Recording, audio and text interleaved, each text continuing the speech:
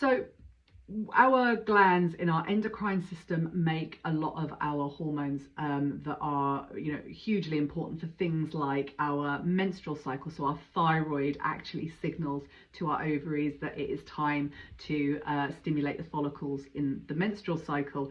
But the gland I want to focus on the most right now, although they're all very important, they're important glands, we need all of them, and when we have any kind of disruption in our glandular system, or our endocrine system, that's what it's properly called, then things go wrong.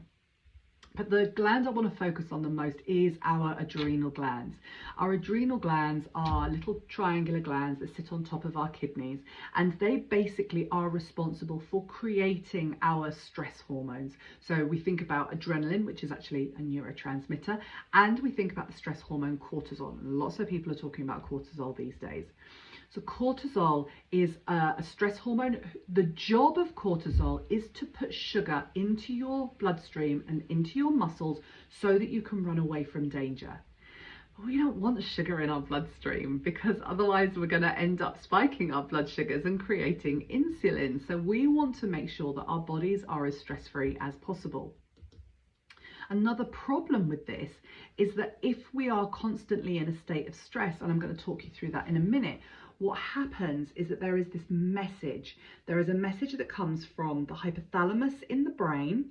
So the hypothalamus is our central nervous system, is where we receive the information from our senses.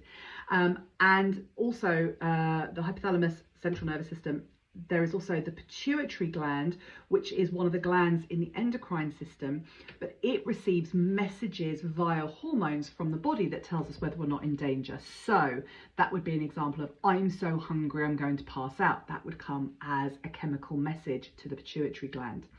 There would also be things like, I'm exhausted, it's time to sleep. That's a chemical message that comes to the pituitary gland. So the hypothalamus and the pituitary have a conversation where they start to, get the information. What's around me? Is there a saber-toothed tiger behind me? Or is there a bus coming towards me fast? Am I safe? Or, is it time to sleep? Am I really hungry? Do I really need a wee?